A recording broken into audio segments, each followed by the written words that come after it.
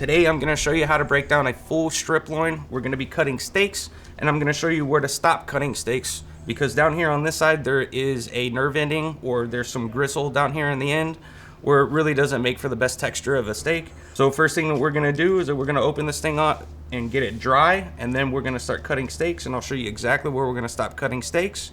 Then we're going to fab this nerve ending to where you could use the byproduct for things like fajitas or tacos or whatever you would like to use it for.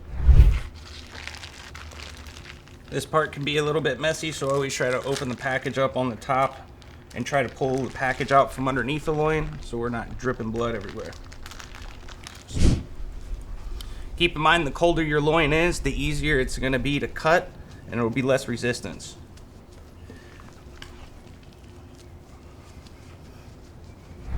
So the first thing I'm going to do is just try to go through, and you notice little connective tissue, excess amounts of fat.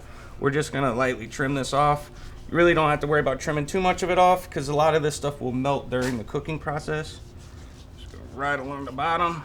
Any silver skin you notice, excess fat, trim that right away. Now that we got the bottom nice and cleaned up, on the back side of every strip loin, you're going to notice that there is a big thick piece of gristle that's back here. This doesn't chew very well. You're gonna notice sometimes when you buy steaks, this is on there and this can easily be trimmed off, but this is normally the first thing that I would trim off, and then we're gonna take most of the fat cap off, but we're gonna leave a little bit of fat on. Fat is flavor. We'll start down here. Just gonna trim about 1.5 inches in all the way down, and once you make this initial cut, you're going to notice where you might want to come back and take more off. As you can see, this is what we're trying to remove, this big thick piece of silver skin that's in there that does not chew well.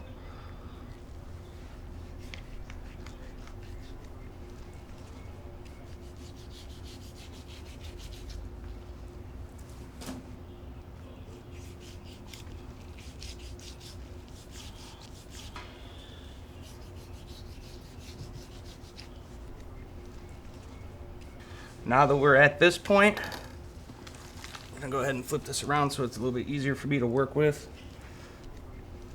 There is what's known as a chain here on the back side of the loin. Sometimes people leave it on. You can take it off if you like. We're gonna leave it on today, and then as we cut steaks, I'll show you exactly what it is. So this is your nerve ending, where you can see where there's the texture of the steak is not the same. This connective tissue that comes through here. And so we're gonna start on this side, and we're just going to block the end up so we can have nice evenly cut steaks.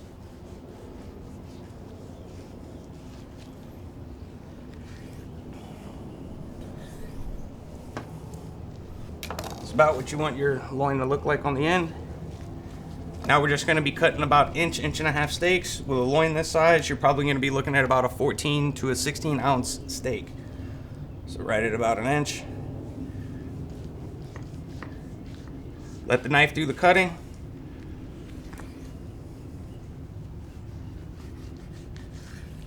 I'll let we cut that steak.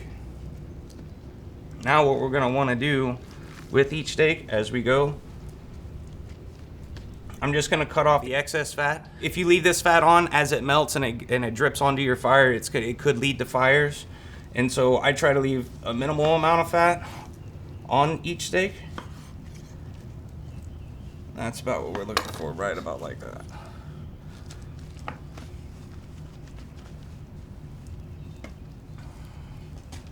There's steak number one. We're gonna roll right on through with the rest of them.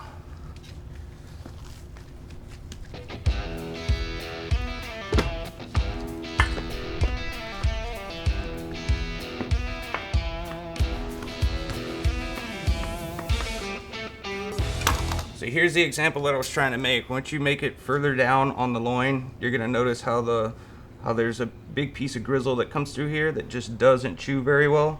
This is normally where I will stop cutting steaks.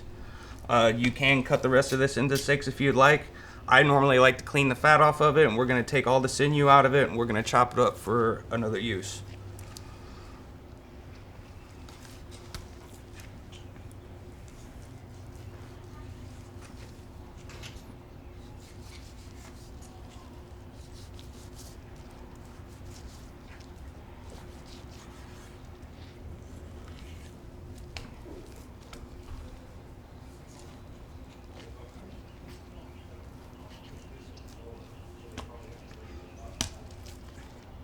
And then now that I found this piece of sinew that runs through here, I'm just gonna carve that right on out of there. Normally when you make your initial cut, you can kind of see where this vein is. So I'll just go right underneath it and carve that right on out.